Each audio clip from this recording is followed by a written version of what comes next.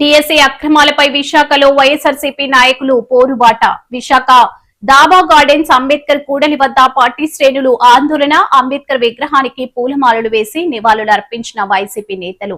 ఈ కార్యక్రమానికి హాజరైన జిల్లా అధ్యక్షులు కెకే రాజు, ఎమ్మెల్సీలు కళ్యాణి, కుంభ రవిబాబు తదితరులు.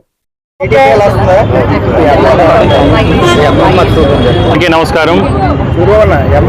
మనందరికీ కూడా తెలిసిందే, ఎన్నికలకు ముందు ఈ రాష్ట్రంలో ఉన్న సుమారు 40 లక్షల మంది నిరుద్యోగ యువతి యువకులకి చంద్రబాబు నాయుడు గారు, లోకేష్ ప్రతి మాటలోని ప్రతి మీటింగ్లోని మేనిఫెస్టోలోని పెద్ద ఎత్తున ఉద్యోగ ఉపాధి అవకాశాలు కల్పిస్తాం, ఉద్యోగ ఉపాధి అవకాశాలు కల్పించే వరకు కూడా ప్రతి నెల 3,000 చొప్పున నిరుద్యోగ భృతి ఇస్తాం అని ఆ యువకులందరినీ కూడా నమ్మించి ఎన్నికల్లో గెలిచిన తర్వాత 2 సంవత్సరాలు అధికారంలోకి వచ్చి 2 సంవత్సరాలు పూర్తయినా సరే ఈ రోజు వరకు కూడా నిరుద్యోగ యువకులకు ఇచ్చిన ఉద్యోగాల కల్పన విషయంలో కానీ, వారికి ఇస్తాన నిరుద్యోగ భృతి విషయంలో కానీ కనీసం స్పందన కూడా లేకుండా ఆ నిరుద్యోగ యువకులు ఏమయ్యారు, వారి భవిష్యత్తు ఏంటో, కుటుంబాలు భవిష్యత్తు ఏంటో కనీసం ఆలోచన కూడా చేయకుండా పైపొచ్చి ఈరోజు డిఎస్సిలో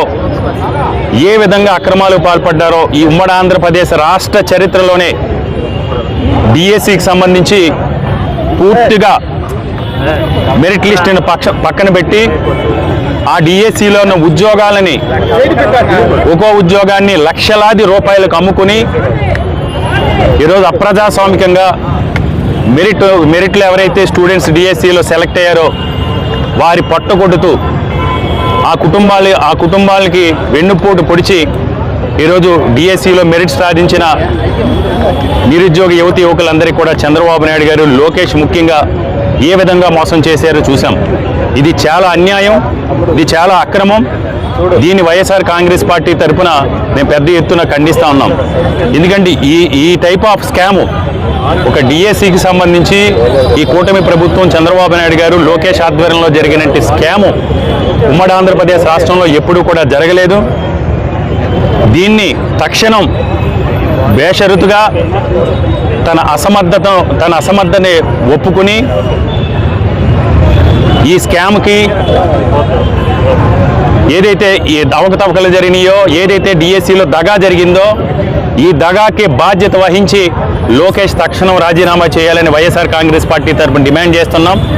అంతేకాదు ఈ డిఎస్సిలో జరిగిన అతిపెద్ద స్కామ్కై ఈ డిఎస్సిలో జరిగిన మెరిట్ లిస్టును పక్కన పెట్టి పక్కదారిలో ఉద్యోగాల కల్పన కోసం చేసిన వీళ్ళ ప్రయత్నాలపై, నగదు లావాదేవీలపై సిబిఐ ఎంక్వైరీ చేయాలని, ఇందులో ఉన్న రాజకీయ నాయకులు కానీ అధికారులపై కానీ సిబిఐ ఎంక్వైరీ చేసి ఎవరైతే తప్పు చేశారో తప్పు చేసిన వారిని శిక్షించడం ద్వారా భవిష్యత్తులో ఎలాంటి అక్రమాలకి, అన్యాయాలకి, విద్యార్థుల జీవితాలతో, నిరుద్యోగ యువకుల జీవితాలతో ఆడుకునే కార్యక్రమాలకి కూడా ఎవరూ కూడా ఆలోచన కూడా చేయలేని విధంగా వీళ్ళ మీద కఠినంగా శిక్షించాలని వైఎస్ఆర్ కాంగ్రెస్ పార్టీ తరఫున డిమాండ్ చేస్తున్నాం. తప్పకుండా ఈ డిఎస్సిలో జరిగిన స్కాములపై, ఈ ప్రభుత్వంపై జగన్మోహన్ రెడ్డి గారి ఆదేశాల మేరకు నిరుద్యోగ యువకుల తరఫున, విద్యార్థుల తరఫున వైఎస్ఆర్ కాంగ్రెస్ పార్టీ పెద్ద ఎత్తున పోరాటం చేయబోతా ఉంది. మీరు ఇప్పటికైనా దిగివచ్చి మీకు సిగ్గు శరం ఉంటే నిజంగా డాక్టర్ బాబాసాహెబ్ బిఆర్ అంబేద్కర్ గారి రాజ్యాంగం పైన మీకు ఏమాత్రం గౌరవం ఉన్నా, ప్రజాస్వామ్యం పైన ఏమాత్రం మీకు గౌరవం ఉన్నా, మీకు ఏమాత్రం చట్టం మీద నియమ నిబంధనల మీద, ప్రజలకు సంబంధించిన విధుల మీద, ప్రజలకు సంబంధించిన హక్కుల మీద ఎలాంటి బాధ్యత ఉన్నా లోకేష్ కానీ చంద్రబాబు నాయుడు కానీ తక్షణం దీన్ని సమాధానం చెప్పాలి. లోకేష్ రాజీనామా చెయ్యాలి. ఎట్టి పరిస్థితుల్లో లోకేష్ రాజీనామా చేయాలి.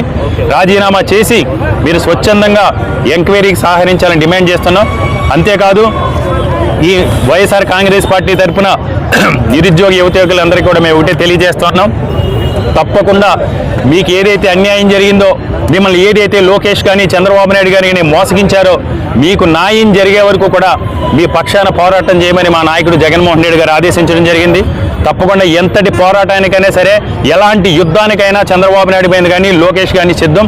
ఒకవైపు ఈ విధంగా డిఎస్సి అభ్యర్థులు కానీ, నిరుద్యోగ యువతులు కానీ శోక సముద్రంలో మునుగుంటే ఈరోజు సంబరాలు చేసుకుంటూ ఉన్నారు రాష్ట్ర వ్యాప్తంగా చంద్రబాబు నాయుడు కానీ లోకేష్ కానీ.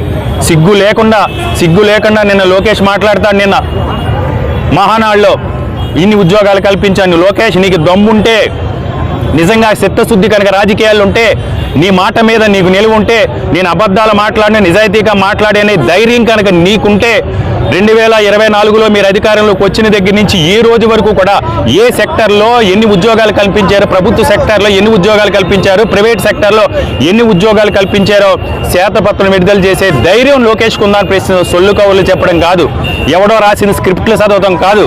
క్షేత్రస్థాయిలో ఈరోజు నువ్వు గతంలో యువగలవని తిరిగావు కదా, ఈరోజు మీరు ప్రజాక్షేత్రంలో తిరిగే ధైర్యం లేక, కనీసం మహానాడు కూడా నిర్వహించుకునే ధైర్యం లేక ఈరోజు మీరు ప్రభుత్వ పాఠశాలల్లో, దేవాలయాల్లో, ప్రభుత్వ భవనాల్లో ఈరోజు సిగ్గు లేకుండా మహానాడు నిర్వహిస్తున్నారు. ఎందుకంటే వీళ్ళకి పైత్యం పీక్స్కి వచ్చింది. చంద్రబాబు నాయుడుకి కానీ లోకేష్ కానీ వీళ్ళ పైత్యం అనేది పీక్స్లో ఉంది.